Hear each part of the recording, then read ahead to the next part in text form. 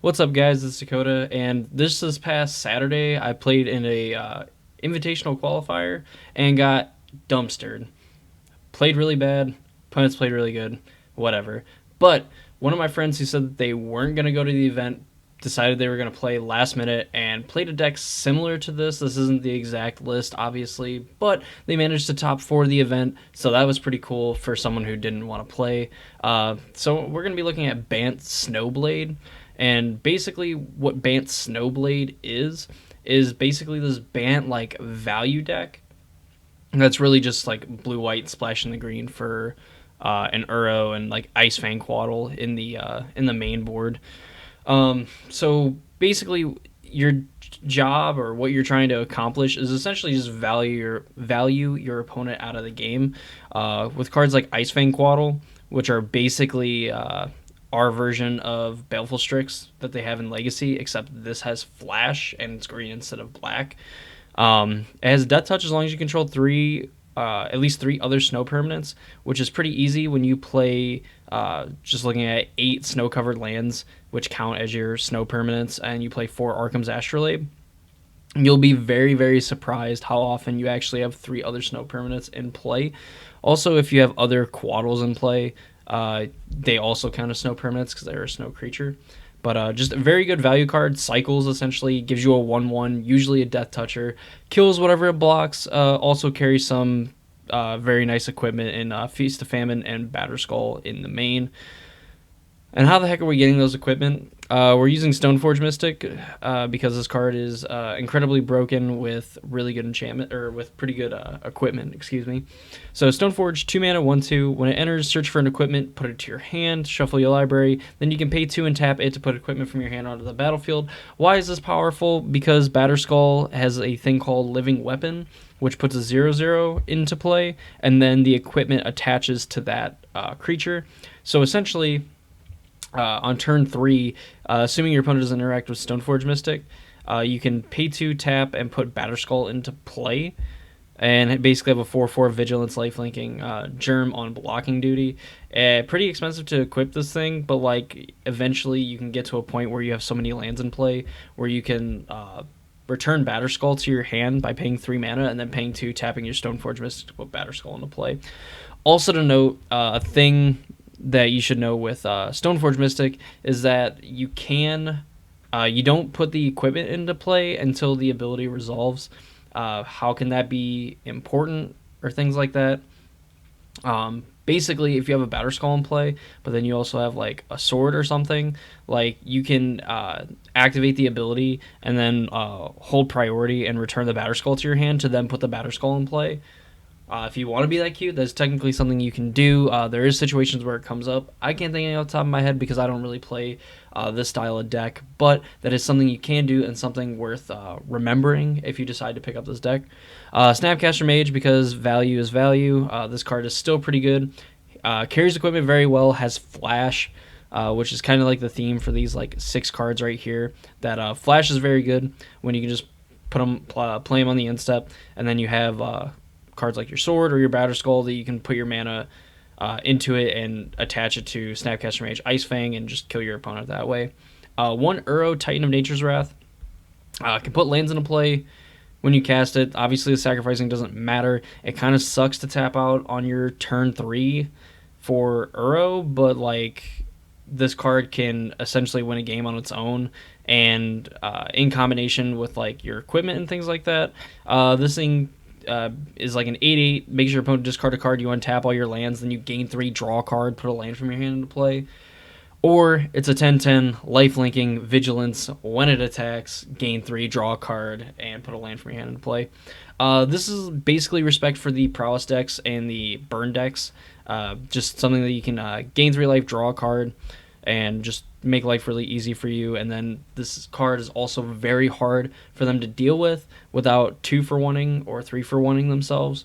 So Uro is just a slam dunk in this deck.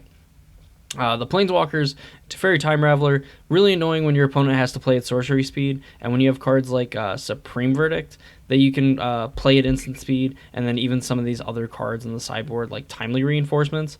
Teferi is just an annoying card to deal with, gives you some tempo, high loyalty Planeswalker that your opponent has to deal with. This card has been a problem, or is a problem, and is very annoying to deal with in Standard and Pioneer, and looks like it's still doing the same in Modern when it even after after it was printed. Elspeth, Sun's Nemesis, which is a new card from Theros Beyond Death, another escape card, and you'll kind of notice that with this deck that like your creatures are gonna die, your planeswalkers are gonna die. You have 13 different instants and sorceries in your deck, along with Arkham's Astrolabe and swords and that. And your fetch lands as well that you are playing, that you'll probably be able to escape Elspeth Sun's Nemesis or Uro Titan of Nature's Wrath more often in games than you would expect, especially since this deck does have games that tend to go long. You'll probably go to time when playing this deck, so like having cards like Uro and Elspeth are extra value because you initially pay for them, and then you also just keep accruing that value over time.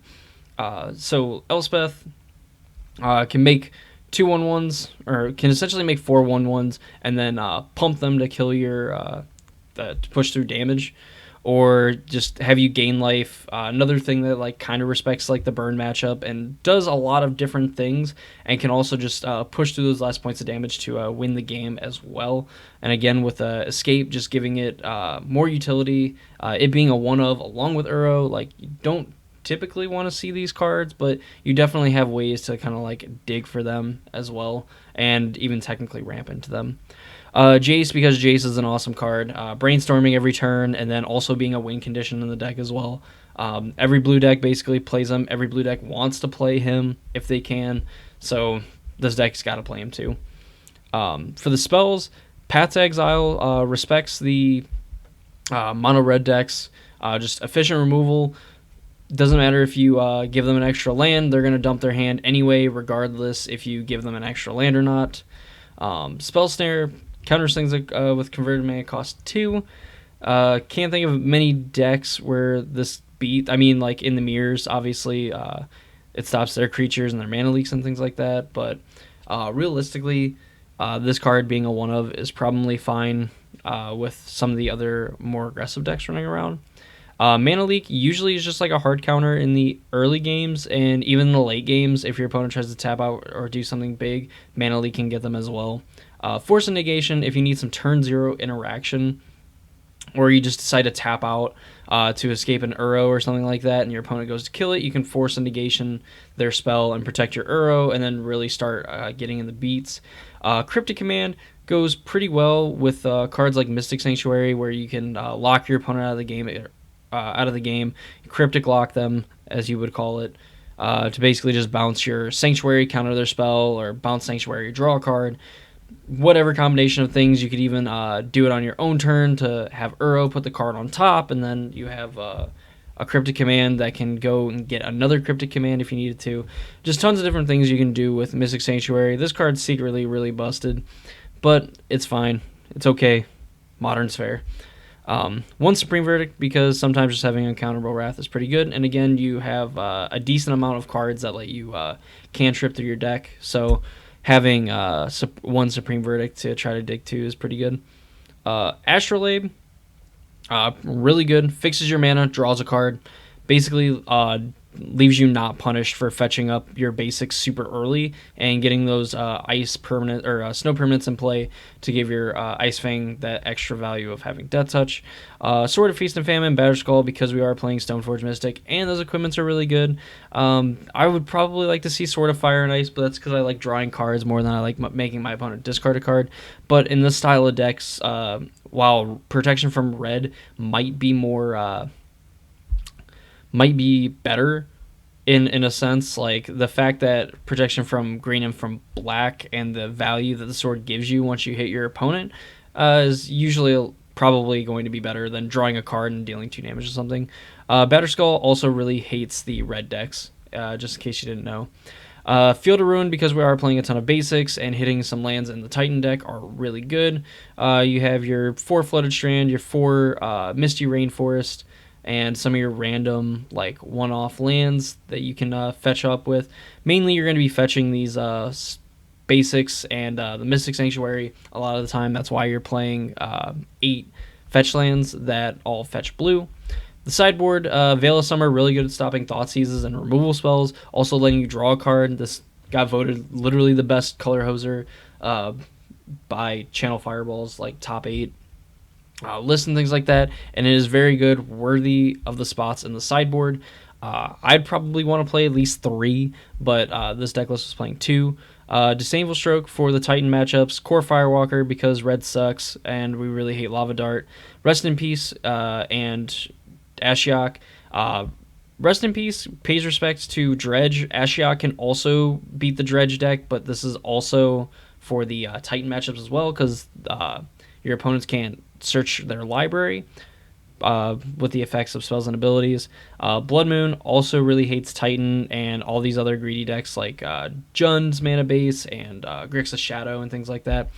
Mystical Dispute is essentially is an overcosted mana leak technically, but in like the essentially like these kind of mirror matches, like being able to pay 1 mana for mana leak and your opponent doesn't have access to something like that, they usually either have to spend more mana, which honestly you go up in tempo, and then you're able to resolve like a Jace or an Elspeth or something like that and kind of go off from there.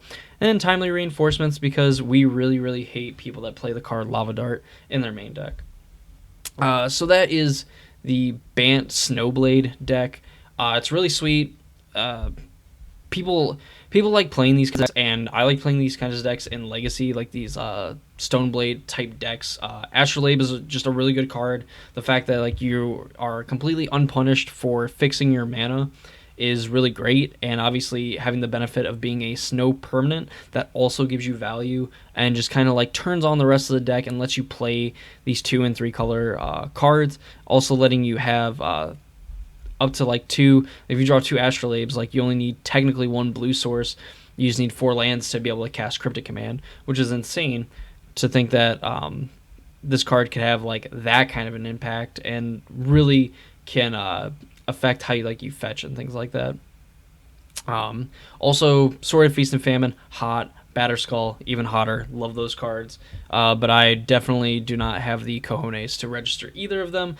But obviously someone and people are doing well with it, so there's a reason why it has a sizable share of the meta and 3%. So that's going to do it for me. That's my thoughts on the deck. I hope you guys enjoyed this one. If you did, leave a like on the video.